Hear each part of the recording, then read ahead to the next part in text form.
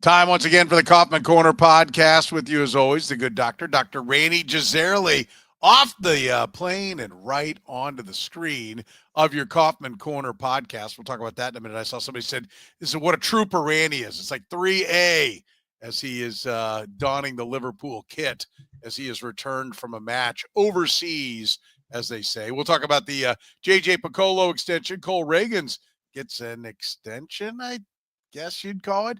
Matt Quatraro's option is picked up, and we're projecting the 26-man roster, and we're doing it right here, right now, the Kaufman Corner podcast.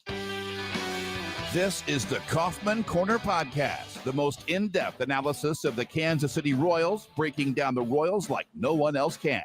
Kaufman Corner is hosted by Rany Jazayerli and Soren Petro. Rany is a co-founder of Baseball Prospectus, author of Rany on the Royals, and former columnist for Grantland, The Ringer, and The Athletic. Soren is the award-winning afternoon drive host of the program on Sports Radio 810 WHB in Kansas City. Kaufman Corner is proudly brought to you by Gann Asphalt and Concrete, Kansas City's nationally recognized full-service paving and pavement maintenance contractor, making parking lot problems disappear in Kansas City since 1994. Free consultations, no commissions, in-house crews, and every project comes with a written warranty. Find them online at GannAsphalt.com or call 816-484-3338. Gann Asphalt and Concrete, one contractor, all things parking lot. Now, here are your hosts, Rany Jazayerli and Soren Petro.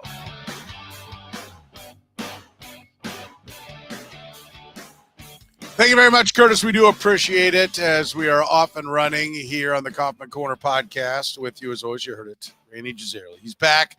Liverpool. Let's start right there. You're wearing the kit. I am. How was it going over? Was that your first time seeing? My first time. I figured, after the Super Bowl, I just could not go another Sunday without watching a championship football team play. So I flew to England. I've been a Liverpool fan actually going back to 1986. So almost as long as I've been a Royals fan.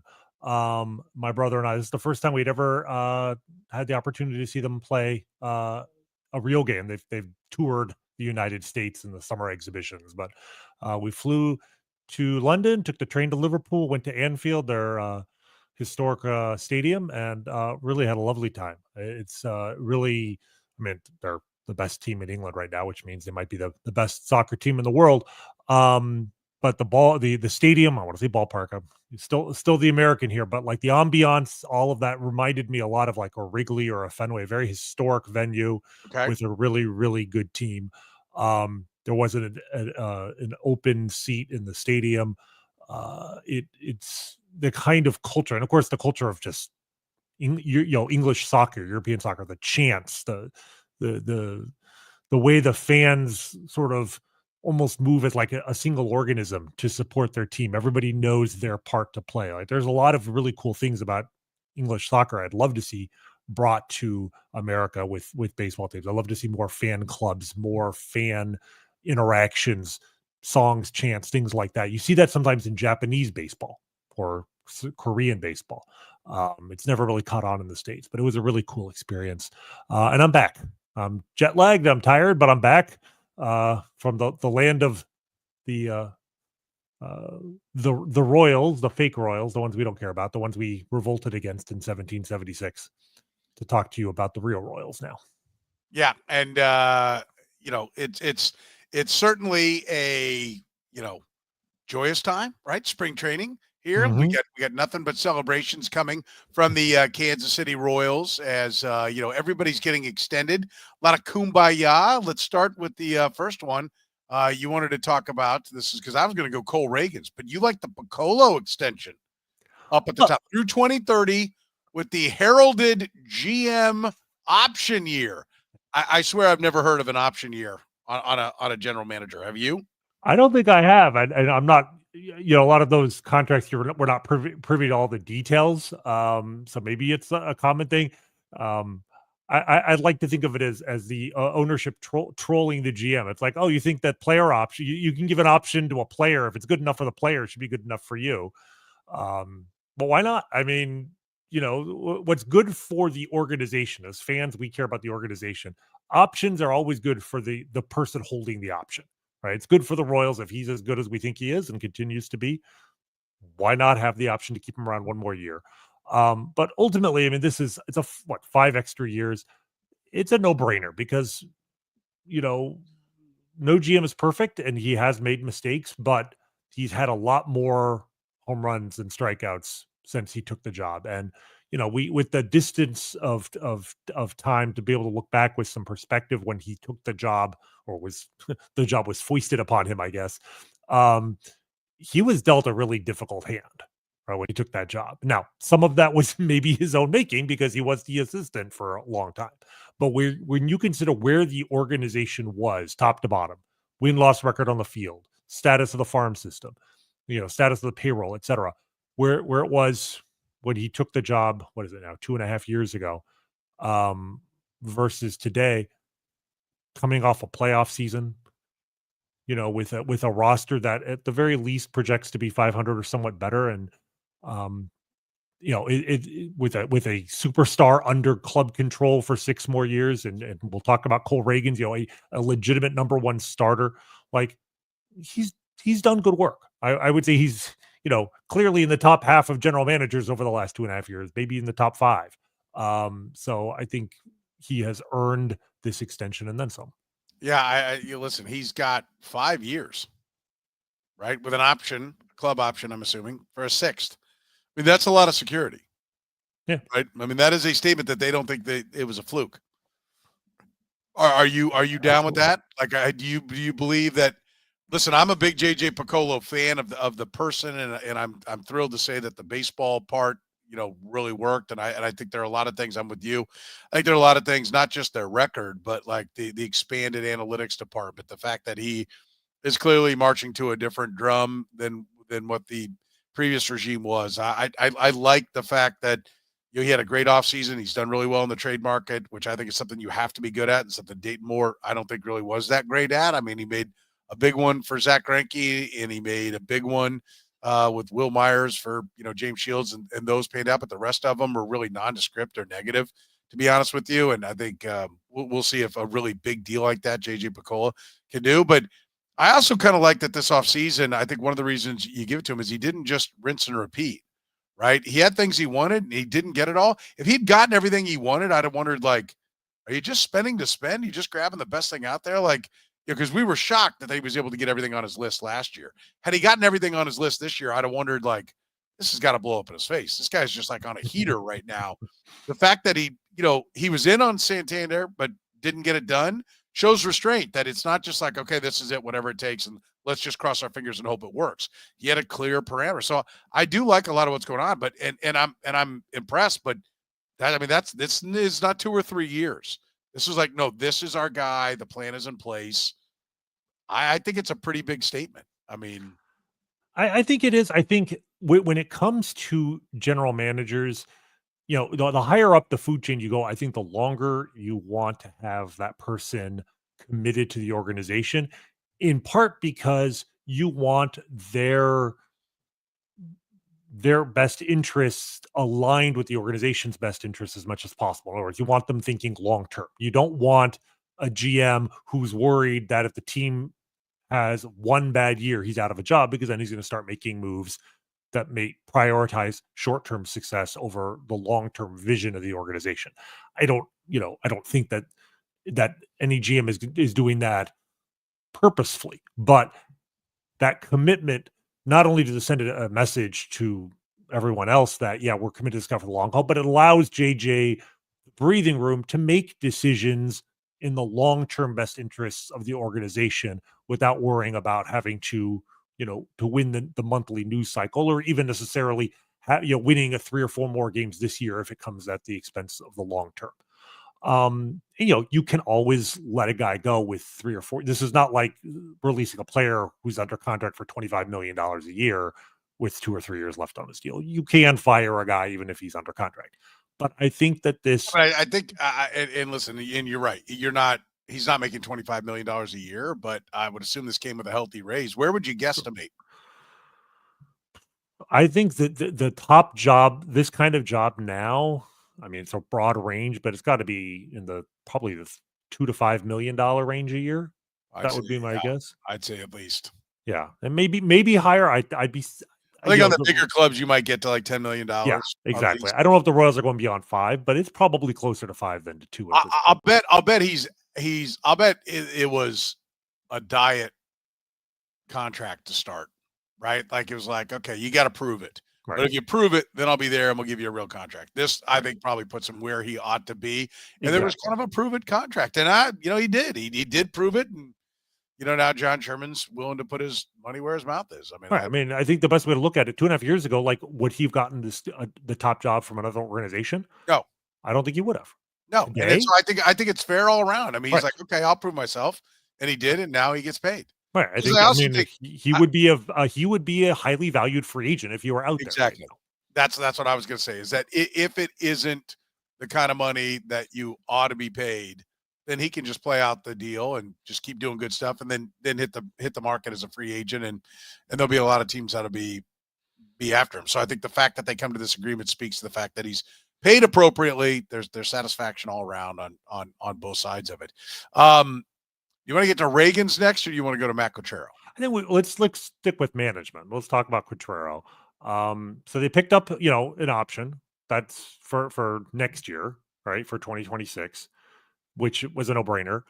To me, then, if there's any news here, it's simply that he didn't get a longer extension than that, right? Like what we saw last year was, I'm not going to say as much him as JJ, but it was certainly substantially because of Matt Quatraro that they improved by 30 games from one year to the next.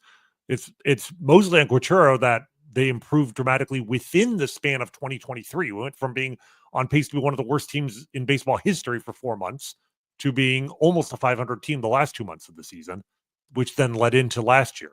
I would be more than comfortable with the Royals giving him an extension, maybe not to 2030, but a 3-year extension would be something I think I would like to see. So, and I'm glad you brought that up, because I think that should have been done here. So why is it not being done here? Is this just first of all, this is just getting dropped in. This is not an extension, in my opinion.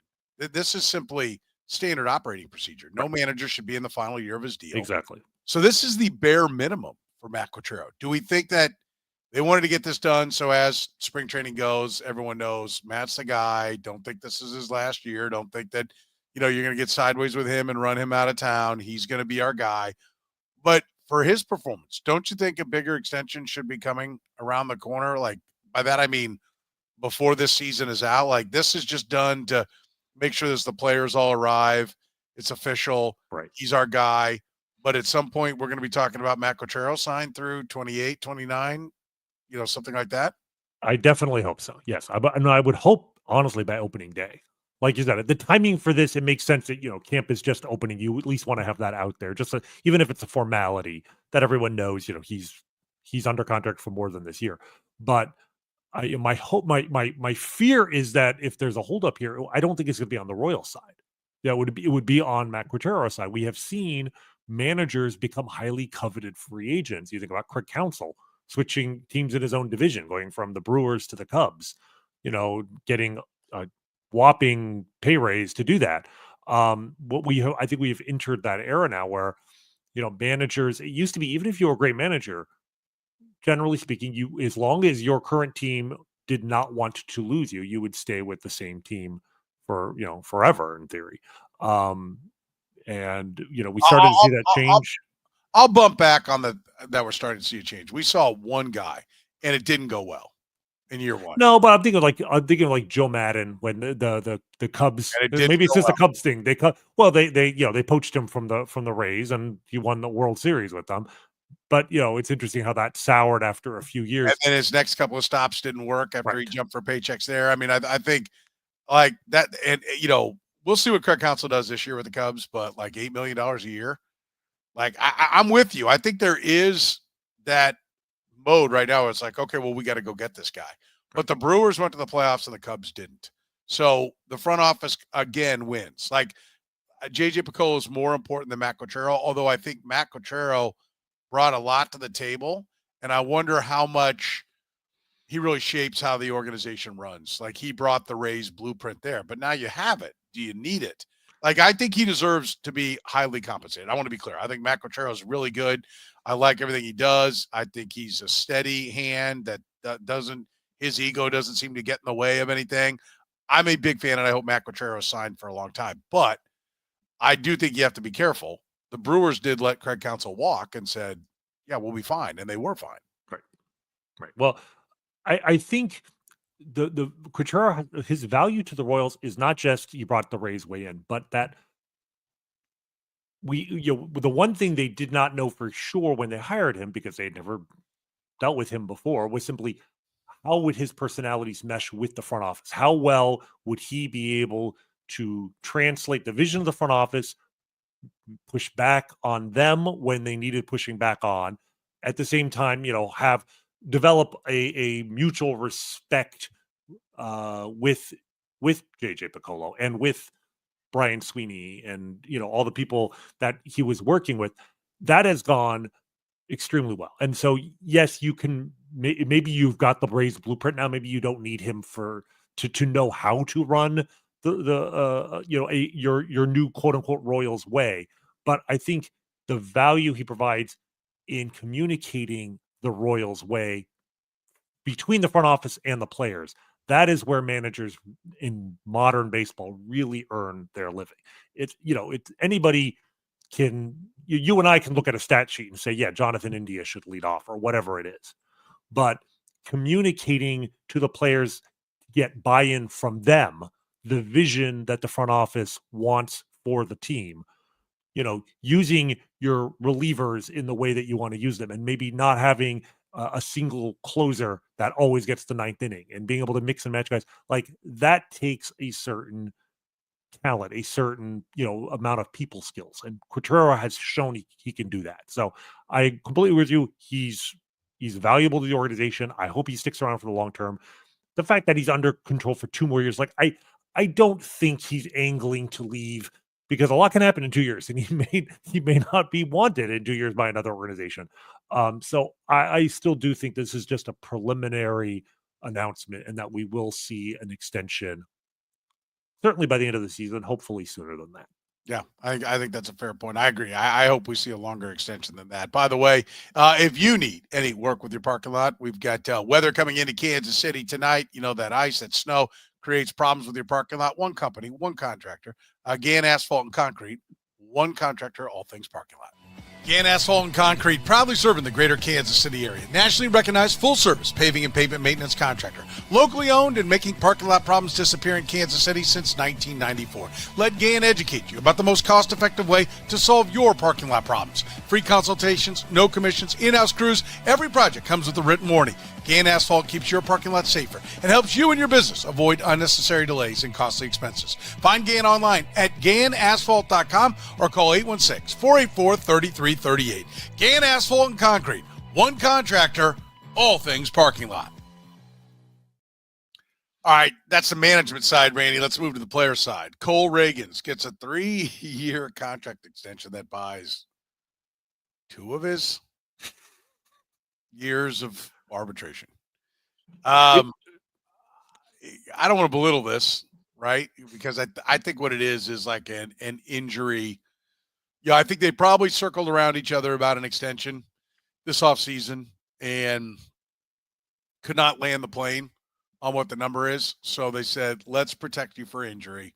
We're going to go ahead and cover you for the next 3 years, right? You're going to get a little bump over the league mini that you'd be due. So we're going to give you 150 extra grand this year to get up to $1 million. And then we're going to go ahead and basically guarantee what is the top end. And our intention is to get you signed to a multi-year deal before this is out. We'll be tearing this up. But in the meantime, if everything goes horribly wrong, you're covered injury-wise. That's what I see this as. What do you see it as? Very, very similar. Yeah, like I will admit that when I saw the words Cole Ragans and contract extension, I got quite the dopamine hit until I actually read the tweet and realized, oh, this is not the contract extension I was hoping for. But it's actually funny in light of what we were talking about with JJ and how he's earned this job. One of the things about JJ is I feel like he he has made more moves that you and I can sit there and be like, oh, I totally understand what he's trying to do here. Even if we don't necessarily agree with every move, like we understand, I feel like more of his moves in 2 or 3 years than, maybe dating more in a decade. Like it just, everything makes sense. And it's funny because you and I had this discussion about Cole Ragans. By the way, thank God he's winning. Because we'd look like dopes. Because I'm with you. It's like, yes, this is how it should look. Well, right, and that's why last year was such a revelation because it's like he had made all these moves that we liked going into the season, and they won. Yeah, it's like it was kind of gratifying for you and I that hey, we still got it a little bit. But it's funny because we had this discussion maybe 6 to 8 weeks ago about Cole Ragans, extension or not extension. I came down on the side of this. He is the perfect guy to extend in the sense of he's a star, but he's still far from free agency. This is a chance to get more club control for a player worthy of it. You were quite the other side. You're like, I wouldn't commit to him that long because of the risk of injury. Right. So what did JJ do? He's kind of split the baby in a little bit, but he took the wisdom we were both trying to impart, which is this idea that this is a core player for the Royals. You could make a case that after Bobby Witt, he is the most important player in the organization for however long he's under contract, which right now is 4 years. He's under, I should say, club control. So you want to keep that guy happy, but also you want to express a commitment to him and hope that you can keep him for longer. But at the same time, yeah, he does have an injury history with that elbow.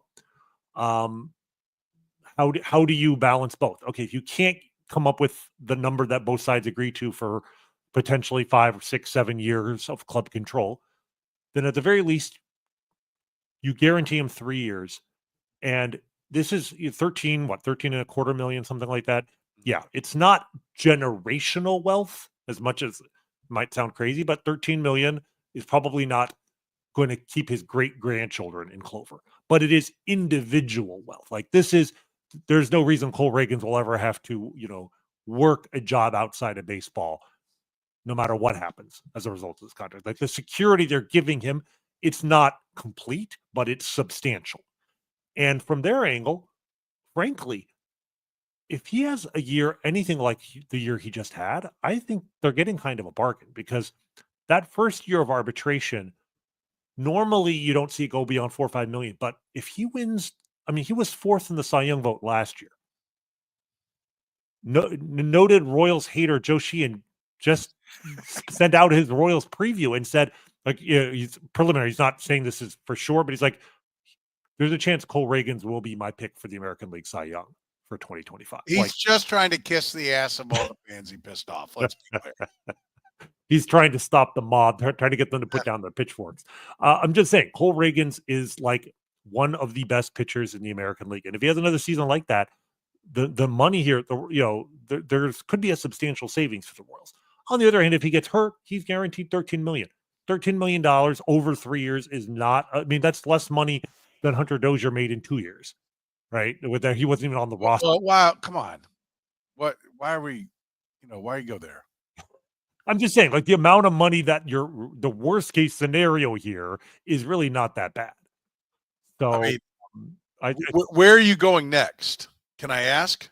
Like what's the next stop on your parade if you're going to bring up Hunter Dozier? I think Hunter Dozier is plenty because the point is the Royals went to the playoffs last year. Paying Niner. I think Hunter Dozier was one of the 2 or 3, probably 4th by the end of the year, most highly paid players on the team. So the point is, sure you're not going to Jordan Lyles next? No. Okay. You brought his name up. You invoked. No, I didn't. Here you go, Travis.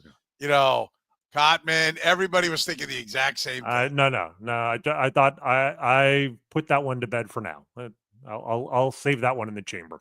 The point is, worst case scenario is really not that bad for the Royals, but it gives him security. And if you saw some of JJ's, quotes when the contract was announced, it was clear that this did not preclude a longer future extension. And I think that's what, even on its own merits, it's a good deal for both sides.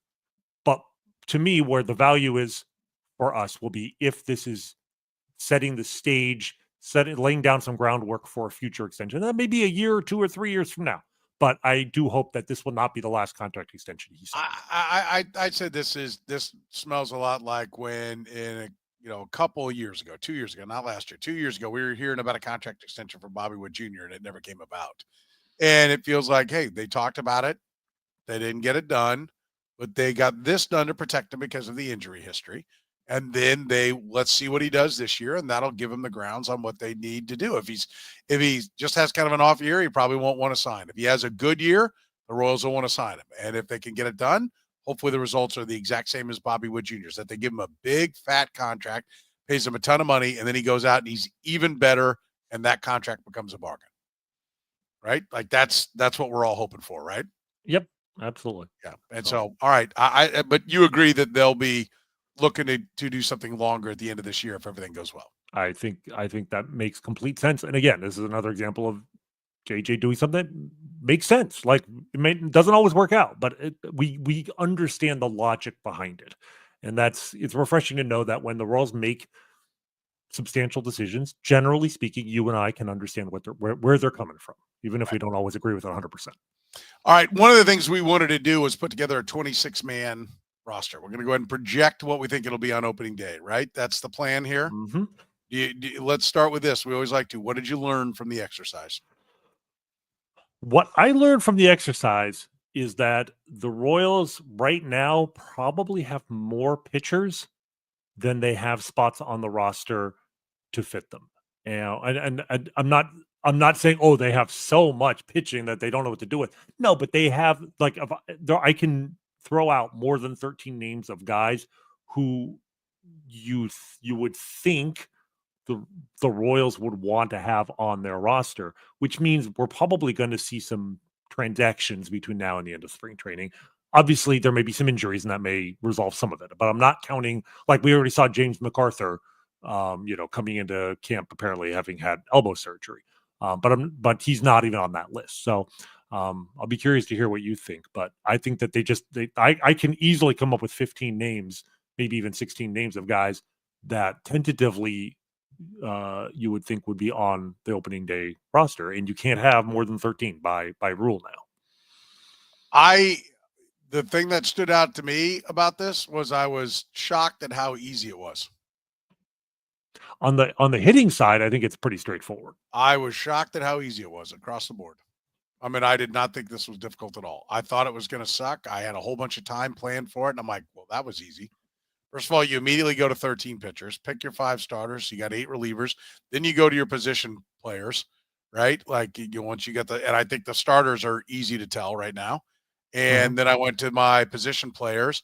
I got down to where I was in either or on one of the position players, which I'll get to in a minute. And then I went back and went to the bullpen and said, okay, who are my 8 relievers? Done. Like I actually thought it was pretty easy. I mean, I think, and I don't know if that's a good thing or a bad thing. I just think this roster is easy to tell. I mean, first of all, I don't think you should be having spring training battles. That's just a sign that nobody's any good, right? Like you should. This to me feels more like a big league roster.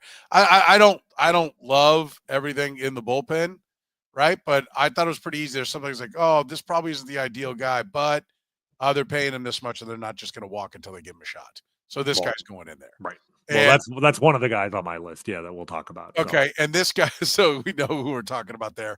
And then, like, this guy has options, so that one's easy. This guy doesn't, so he's on the roster, right? Like, that made that pretty easy. I thought it was all a really easy deal. So where do you want to start? Let's start with the hitters, because I think that's pretty straightforward, and then we can talk, because I do think that there are some more questions about who makes it on the pitching side.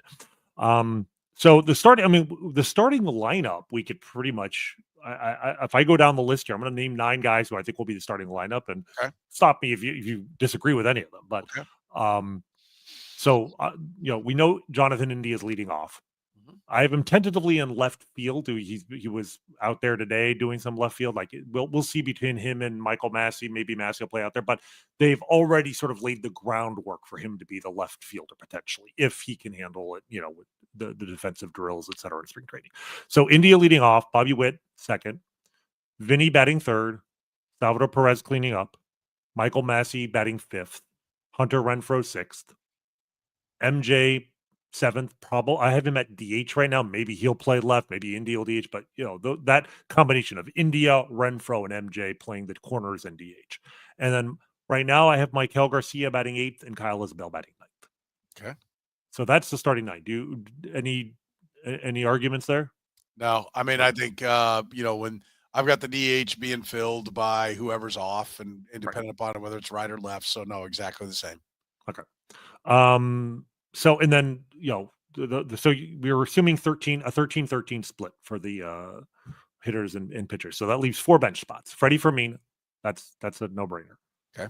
I'm pretty sure we will see Dairon Blanco on the roster.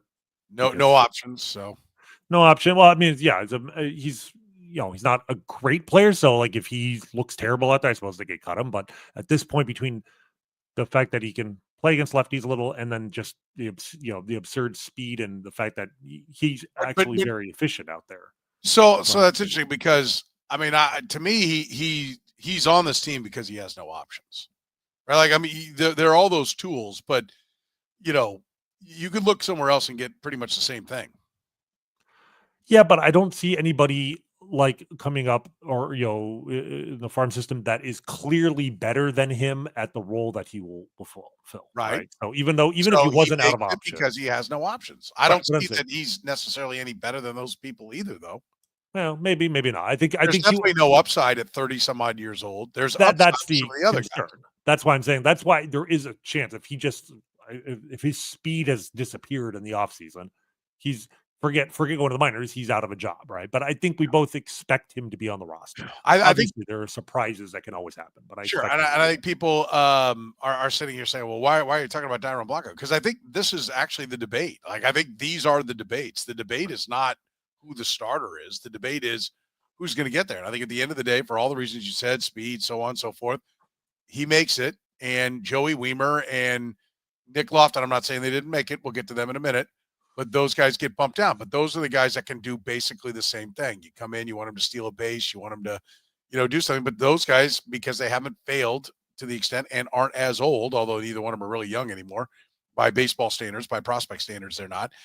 Then you go with Dairon Blanco because they want to control as many players as possible. That's what they'll do. Right.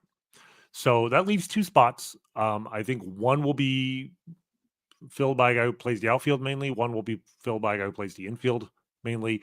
Now that's only one backup middle infielder, but assuming Jonathan India can still move back to second base, like the fact that the Royals may have a left fielder, whoever it is, Michael Massey or India, who can move to the infield, probably, diminishes their need to have 2 backup infielders. So to me, the most likely next outfielder is Joey Weimer, but there is a potential there if he doesn't look good out there, for Nelson Velasquez to regain his job. I think that is a long shot, though. Like I think they're going into spring training with the hope that Joey Weimer shows enough because he can play. He has the ability to play center field, and right now that he might, we've seen Dairon Blanco out there, and despite the speed, he's not a very good center fielder.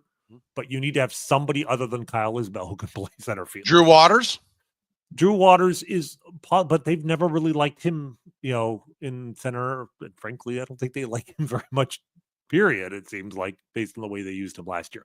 But him and Nelly Velasquez are the 2 sort of wild cards for that spot. But I think they're both dark horses starting spring training. And then the final spot, the infield spot, to me, this is a 2-man battle. I'm not sure. I think it's going to be Nick Lofton or Kevin Biggio. I think those are the 2 guys that they're looking at. I think it's a pretty even battle to start. Obviously, Kevin Biggio because they can put Lofton down. Well, I think didn't Biggio sign a minor league contract, so I mean he can go down too. Did he? I'm pretty sure. I didn't look at his contract, so that may be a flaw in my. Yeah, let me actually see. Is he on the? I'm looking at. He's not on the 40-man roster. Okay, all right. Should look closer to that. At least according to what I've got here. So do a minor league contract. Yep. Yeah. So I mean, he's major league ready. Like there's no reason to send him down for development purposes. Whereas Lofton, you could argue, might still benefit, but at the same time, Lofton is their guy. They developed him. So I really think this is a pretty even. One's right-handed, one's left-handed. I don't really know with the status of the roster. You probably would rather have the lefty So I think that gives Biggio a little bit of credit, a little bit of a leg up. But I think this is a 2-man race, and I think it's wide open. That's probably, to me, that's maybe the one open spot on the hitting side. And yeah, I don't like to have a lot of battles in spring training either, because it means you don't know if you don't know who your starters are, you don't know who your starters are. But it's always good to have 1 or 2 open spots, if only so that all the NRIs and people that you've invited to camp who are not major league ready have the feeling that with a good enough showing that they too can make the major league team. So yeah, I've got Kevin Biggio making it basically for my I've got everyone you just said, but to me I've got Kevin Biggio making it. It comes down to Weimer or Lofton, and if anybody gets hurt, it's Weimer and Lofton. That's fair. Like I don't think they want Velasquez. I don't think they want, I mentioned Drew Waters. He's out of options, right? I think so. I think he is. So and that's the only thing that could screw this up, was do they throw him in there to give him some shot? But I don't think so. I think he would have gotten a shot last year. So I think it's Kevin Biggio. If everyone's healthy, then it's a Weimer Prado for the last spot. What do you want? What do you need more? Who's got more flexibility? Who's got the swing that is more of a lift swing, because we don't have that. All those little things will be what it is. I thought the position players were really, really easy. Really easy. It's pretty straightforward. I mean, like I said, 11 of the 13 spots are locks if they're not hurt, right? And it's just the last 2. They're essentially 3 guys for 2 spots in Weimer, Lofton, and Biggio. 2 of those 3 we expect to make it. We're in agreement on that, unless something weird happens and Waters or Nelly or Prado makes it. But all those guys are way behind on the list. I think it's a 3 for 2. I agree, because Lofton and Biggio can play the outfield as well as Weimer. They're going to have a lot of outfield infield sort of flexibility, because Lofton, Biggio, India, Massey, if they can play the outfield, right. Some of those guys, Lofton, I think, is the only one who's actually played a lot of outfield already. The other ones, we're all kind of assuming they can fake it in left field. Can I add that Michael Garcia in the mix?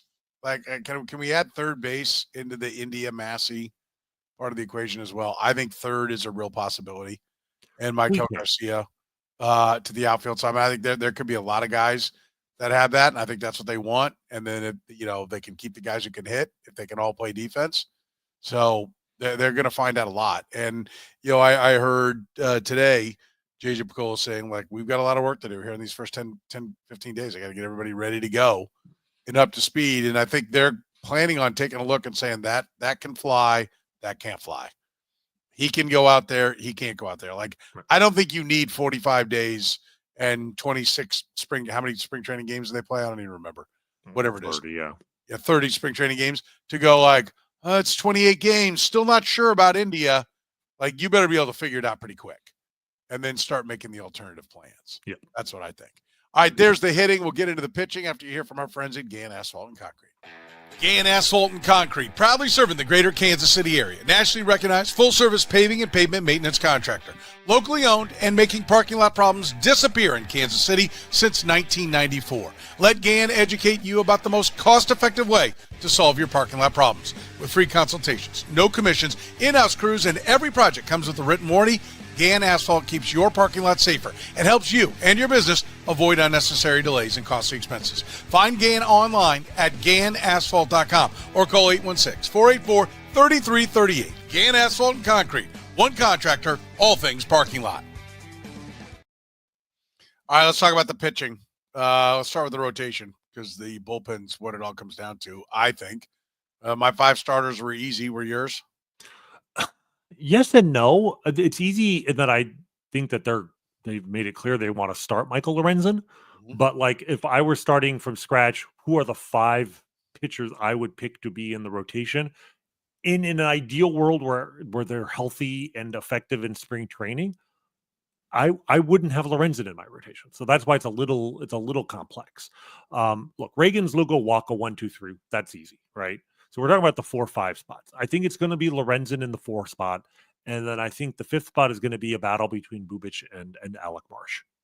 See, I think the battle's already won. I think it's Chris Bubic's. I think it's his to lose. And I think they probably had to tell Lorenzen he would start to get him to sign. kind of deal that he signed. I think the fact that Marsh comes in with tightness in his shoulder is already on the shelf. I think he goes to the back of the line, and I don't see him getting to the front. And so that's what made it easy to me. If you're already got an owie, and then J.J. Picollo pretty much made it clear that they didn't think Kyle Wright would be a full go till later on. So I think that takes him out of the equation. So I think those two are your depth pieces. And I think the more concerning thing is because I'm not so sure that either one of those two is going to be ready. Like, who knows? Like, if you're already got tightness, like, what's going on?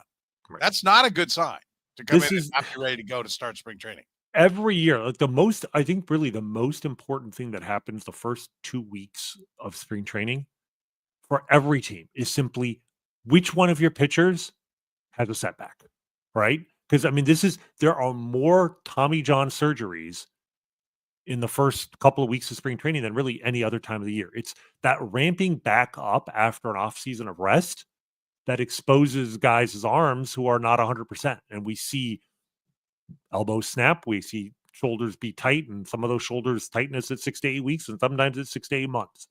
So yes, I completely agree. And you don't want to see anybody, be sore. But yes, if Alec Marsh having a setback just means that they can hold him back, and he probably, my guess is that they're going to use this, if there's any doubt at all, they'll just use that as an excuse to not have him start the season at the major league level at all.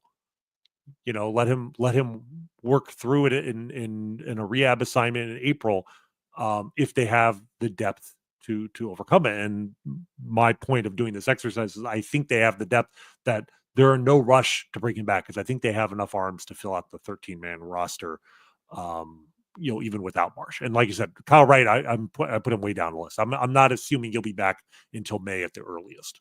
Yeah. All right. I agree. And so then that takes us to the bullpen, right? And that's where, to me, it gets a little bit trickier. Mm-hmm. I think there are three guys at the back end: the Ursig, Estevez, and Harvey. Right. Are on, right? So those were a quick three. I think that's right. And Harvey sounds like he's 100%. He says he's 100%. That was obviously the big question mark of the three. And we haven't seen a healthy Harvey. I know people, Royals fans were pretty upset with what they saw from him last year, but we've never really seen him 100%. So if he's healthy, that's a pretty strong top three to start with. Like, it's not maybe super, it's not HDH, but it's not bad. I'll take that to start. So those guys are locks. I think Schreiber is a lock. Well, hang on. So I've got those three that I put in there first, and then I was like, you're going to have lefties. Right. So what lefties do you have? Because that's what I did next, was let me put the lefties on here. So in decreasing order of confidence that they'll make the roster, I have Sam Long, I have Angel Serpa, and I have Daniel Lynch. Right. So, and Lynch has the highest upside of three, but he also has about 6 weeks of experience being a reliever. Right. So, and also we have the data point that they literally did not trust him enough to bring him in to a single playoff game, despite his success in that role. So, but at the same time, I think, he's got the best arm of the three, the only one with a starter's pedigree. But I think Long and Serpa, I think they just trust them more. Right. Long, Lynch, and Serpa are in, right? I think, but if there was one place, if I had to predict something the Royals do at the end of spring training, because it seems like every year they make a one final roster move that just drives me batty, probably more than it should, because it's the last roster spot, doesn't really matter. But I could see them finding a way to somehow not include Daniel Lynch. It doesn't make any sense to me, but the fact that they didn't trust him in the playoffs, the fact that, he was struggling as a starter up until the last moment when they moved into the bullpen, I just worry that they still don't trust him enough to make the team, especially because they have a couple of guys who are either out of options or have contracts that are paying them millions of dollars this year, which, one of those guys we need to talk about. Okay. So, but you did ultimately land on Lynch making it. I have him making it. Yes. Okay. We'll get to, but I think your point is valid. And I don't know. Does he have an option? Lynch? He's don't. got to be out, isn't he, by now? Options are complicated. It's not just service time based. I was literally trying to find. It's basically information just about it. years on when you get it, and it helps when I can see a minor league. One of like some things. Some of the things I use. Let me go here. MILB. Because he got called up in 2021. He has, but hold on, because was he optioned at all in 2022? That would be the question. If he didn't, then he might still have an option. He made 2 starts. I could have been a rehab, but so I'm going to say I'm honestly not sure. I think he's out of options. It's possible he still has one. Hang on. He's come up all the years. He's got to be out of options. Yeah. I hope it's a moot point. I hope I'm counting on him being out of options. That's why he made the team. I think he should make the team because he's good enough. But I want to be clear. I think they will, especially with the pitchers. If you've got options, you can go down. Right. And I think Carlos Hernandez is out of options as well, correct? That's, to me, he's the one actually that he is definitely, that one I'm quite certain is out of options. I've seen that reported. So I had the back end 3, and then I said you're going to have 3 lefties. So I put those 3 lefties on. Now you got 2 more spots. Right. And that's where the work began. That's where the work began. To me, everything they've said and everything they think, John Schreiber is making the team. I don't think that he's, he would have to have a terrible camp. He's not great, but he's sort of unique with his, sidearm motion. He's a ground ball pitcher. They obviously traded a fairly well-regarded prospect for him a year ago. I'm fairly certain he's out of options. So I think he's, a lock unless something really weird happens. Okay. And that leaves 1 spot. That leaves 1 spot. And that's where we come to the and this is where, if the Royals want to prove to me that they are serious about winning, that they prioritize, Schreiber's got to be out. He's been up in the big leagues. Yeah, no. I'm almost certain he's out. So he has to be on the team. But the guy that, we will see how committed they are to winning. Chris Stratton is under contract for this year. He's going to get paid no matter what they do. It was a player option, $4.5 million. It is not $15 million, $4.5 million. Again, to use the Hunter Dozier analogy, it's half of what Hunter Dozier made in 1 year, and they released him with 2 years. If the choice is between keeping him for 1 year and he's a free agent when he had a 5.55 ERA last year, 5.55, 4.62 FIP. He didn't, his strikeouts were way down. His walks were up. He wasn't a ground ball pitcher. Like there's nothing here that made me think, oh, this guy's this close to figuring things out. He's 34 years old.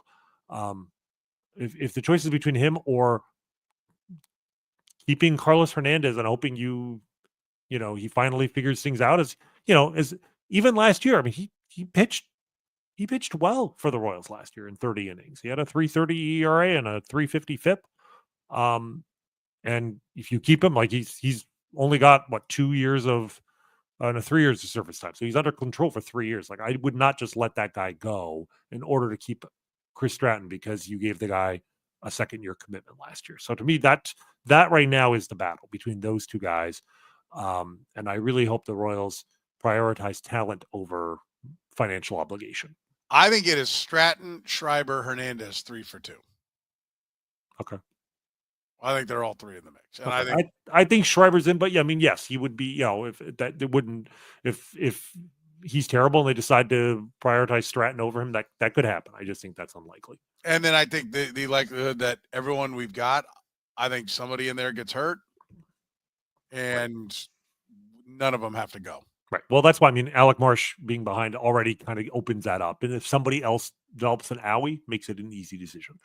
Frankly, if 2 people develop an owie, they have, I'm the high man on the Steven Cruz train, but it wouldn't be the end of the world if they had 1 more bullpen spot open up. They have options there. I don't think Noah Cameron's going to make the team out of spring training, but they have a few guys. It wouldn't be the end of the world if they had to call on them. But if everyone stays healthy, sorry, Evan Sisk. Yeah, Evan Sisk, if they want another left, and they have lots of left hand. I think that's, to me, if there's an actual trade that could happen in spring training, I could see them trading a left-handed reliever, to open up space and maybe get talent somewhere else. I mean, there were some, rumors talk that Angel Serpo had been, scouted by other teams. So that is definitely an option. The Royals maybe aren't actively looking to move somebody, but like I would definitely be listening if a team came calling about one of my left-handed relievers, because I do feel like that's a position of relative strength. And with relievers, like you always, if you can trade when the iron's hot, you should do so. Like those guys can lose value quickly. The last time the Royals traded a left-handed reliever, it was Aroldis Chapman, and they got Cole Ragans. So like I'm always willing to listen if a team has a specific need for a bullpen arm. And the Royals, I think, having signed Estevez, they have the depth now that I think they can afford to part with one if the right offer comes along. Yeah, I think somebody's going to need an arm, and they're going to have a live one, and they're going to move it. Right. Or somebody's going to get hurt. Right. They have options, which is great. They have, like I said, they have one or two pitchers more than they have roster spots, I think, available for. And that's a good problem to have because, like I said, attrition normally knocks out one or two guys in spring training anyway. Can we say finally?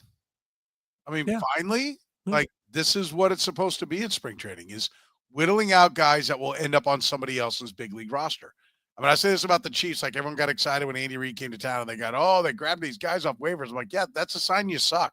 And they had a fine year. They went 11-5 in 2013, and those guys hung around, Ron Parker being the most famous one of the bunch. But it's no different in baseball. You do not want to be sitting there where it's like you're keeping guys that are minor leaguers. It's not like football in the sense that because you have a minor league, you have guys you can send down. But even so, you want good veteran guys that are good enough to be on somebody else's team that you don't have a spot for.